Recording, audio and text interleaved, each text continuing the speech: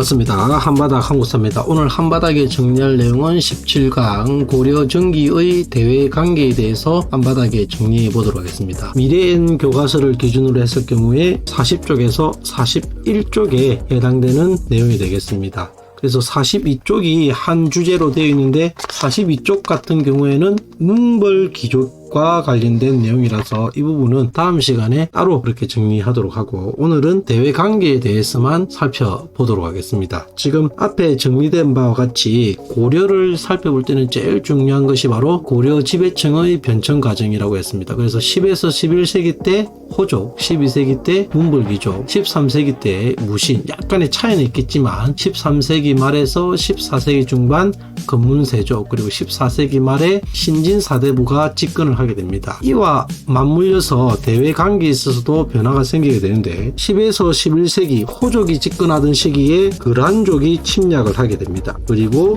12세기 문벌귀족이 집권하던 시기에는 여진족이 침략을 하게 되고, 13세기 무신이 집권하던 시기에는 몽골족이 침략을 하게 됩니다. 그리고 이 몽골족의 침략으로 인해서 무신 집권기가 막을 내리게 되는 거죠. 그리고 이후에 우리나라가 몽골의 간접적인 원나라의 간접적 지배를 받게 되는데, 이때를 우리는 원간석기라 부릅니다. 원간석기 때 새로운 지배층으로 형성한 것이 건문세족, 그리고 14세기 말에 이르게 되면 바로 홍건적과 그리고 왜구가 침략을 하게 됩니다. 그래서 각 시기별로 다른 세력들이 이렇게 침입을 하게 되는데, 오늘은 바로 이 거란족과 여진족의 침입에 대해서만 살펴보도록 하겠습니다. 먼저 거란족의 침입과 관련해서 살펴보면, 이 거란족의 침입과 관련해서는 10세기 동아시아 정세에 대해서 먼저 이해할 필요성이 있습니다. 중국의 경우에는 당나라가 멸망하고 5대 식국이라 하여 오랫동안 분열기를 맞이하게 됩니다. 이 분열기를 드디어 통일한 나라가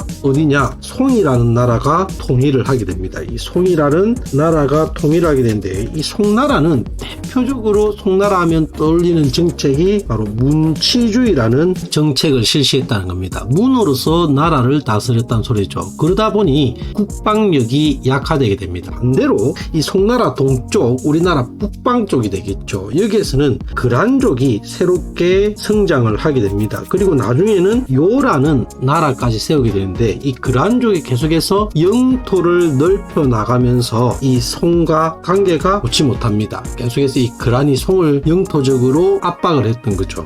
거란족과 그리고 고려의 관계는 어떠했느냐? 고려가 초기에 수립되자 거란족이 낙타를 선물을 줄 정도로 친선 관계를 유지하려 했지만, 고려는 이 거란족이 발해를 멸망시켰다 하여, 그리고 이 고려라는 나라 자체가 찐 정책을 추진하였기 때문에 역시 거란족과 고려의 사이는 좋지 못하였더라. 그래서 보시면 이 거란족은 계속해서 성장을 하고 있던 상황이었던 반면에, 이 송과 그리고 고려와는 외교적으로 갈등 관계에 놓여져 있었던 거죠. 반대로 송 같은 경우에는 고려의 군사적인 지원이 필요했겠죠. 고려 같은 경우에도 이 송으로부터 발전된 문물을 수용하는 것이 매우 중요했을 겁니다. 그래서 이 송나라와 고려는 이렇게 친선 관계를 유지하고 있던 이러한 정세를 보였던 것이 10세기 동아시아의 모습이 되겠습니다. 거란족이 계속해서 송을 압박하는 과정 속에 이 고려가 상당히 위협적인 존재였던 겁니다. 그래서 먼저 이 거란족들이 송나라를 본격적으로 쳐들어가기 앞서서 어디를 먼저 공격하게 되냐면, 바로 이 고려를 먼저 공격하게 됨으로써 드디어 이 거란족이 고려를 쳐들어오게 되는 겁니다. 몇 차에 걸쳐서 침입을 하게 되냐면 3차에 걸쳐서 침입을 하게 됩니다. 1차, 2차, 그리고 3차에 걸쳐서 1차 때는 호선영이라는 자가 침입을 하게 되고, 호선영, 2차 때는 거란의 왕이 직접 군대를 이끌고 쳐들어오게 됩니다. 성종이 침입을 하게 되고, 3차 때는 호배압이라는 자가 쳐들어오게 되는데, 1차 때는 누가 막아내게 되냐면 너무나도 유명하신 분이죠. 외교 담판으로 서희라는 분이 외교 담판을 통해서 거란의 침입을 막아내게 되고, 강동 육주라는 곳을 획득하게 됩니다. 중요하니 체크해 두시고 위치도 알아두셔야 되겠습니다.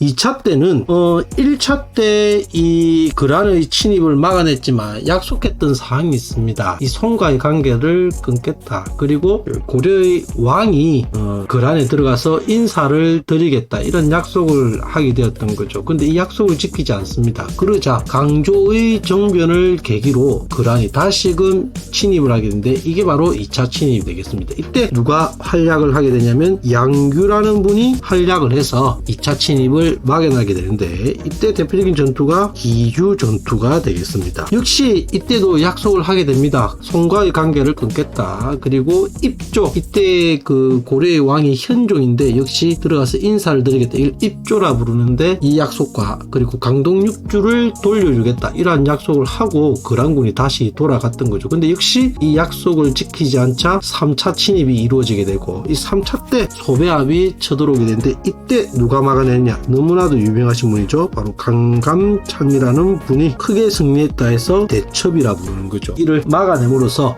거란족의 침입을 모두 막아내었던 겁니다. 참고로 1차 때는 고려의 왕이 성종 때, 그리고 2, 3차 때는 현종 때가 되겠습니다. 이 거란족의 3차에 걸친 침입을 막아내면서 결과가 중요하겠습니다. 결과 책에 따라서 약간의 결과가 있는 것도 있고 없는 것도 있는데 먼저 보시면 삼국 간의 세력 균형이 이루어졌다는 겁니다. 삼국의 세력 균형이 드디어 유지가 되었다. 즉 거란족이 압도적인 힘의 우위를 보이던 것을 이를 막아냄으로써 고려, 송나라, 거란의 균형 관계가 유지되게 되는 그러한 외교 관계가 이루어지게 되었고 또 한 가지 차후 거란족의 침입을 막기 위해서 고려에서는 천리장성이라는 것을 축조하게 됩니다. 천리장성을 축조하게 되었더라. 위치적으로는 압록강부터 보령포까지 이어지는 천리장성을 축조했다. 이러한 결과가 있다는 거 꼭 기억을 두시기 바랍니다. 이제 12세기로 넘어가도록 하겠습니다. 거란족이 침입했던 시기가 10에서 11세기라고 했죠. 12세기에 이르게 되면 새롭게 어떠한 민족이 성장을 하게 되냐면 여기에 있던 민족이 되겠습니다. 바로 이 여진족이라는 민족이 새롭게 성장을 하게 됩니다. 고려 초에는 보시면 고려 초에는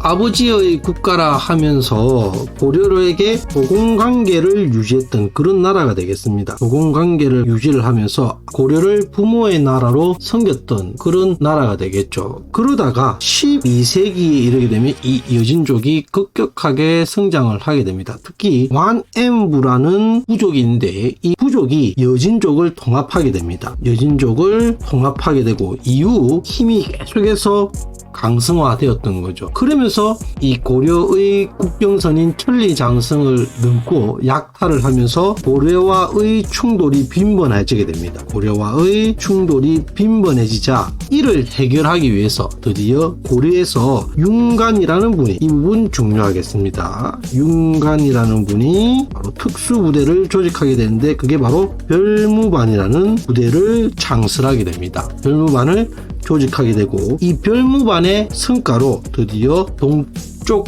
북쪽, 그러니까 동북지방의 9개 성을 이 여진족으로부터 빼앗아오게 됩니다. 이거를 우리는 동북구성이라고 부르는 거죠. 하지만 여진족이 계속해서 돌려달라 요구하고 고려에서도 이 거란족과 여진족 과의 계속된 갈등이라든지 유지하는 데 어려움이 있어 1년 만에 반환시켜버리게 됩니다. 그런데 이 여진족이 더욱더 성장을 하여 어떤 나라를 세우게 되냐면 바로 이 여진족이 이제 금이라는 나라를 건국하게 됩니다. 금을 1115년에 건국을 하게 되고 강성해진 이 금나라가 고려의 군신관계를 요구하게 됩니다. 군신관계를 요구하게 되는데 이때 고려 내에서 여러 가지 갈등 사항이 벌어지게 됩니다. 이걸 수용해야 되느냐 말아야 되느냐 이를 두고 갈등 사항이 있던 중에 집권 세력이었던 문벌귀족, 대표적으로 이자겸이라든지 김부식이라든 이러한 문벌귀족 세력들이 자기들의 권력 유지를 위해서 끝내 이 군신관계를 수용하게 됨으로써 여진과 이제 군신관계로 나아갔던 그러한 모습을 보였던 시기가 되겠습니다. 그래서 그래서 오늘 내용을 정리를 한번 해보면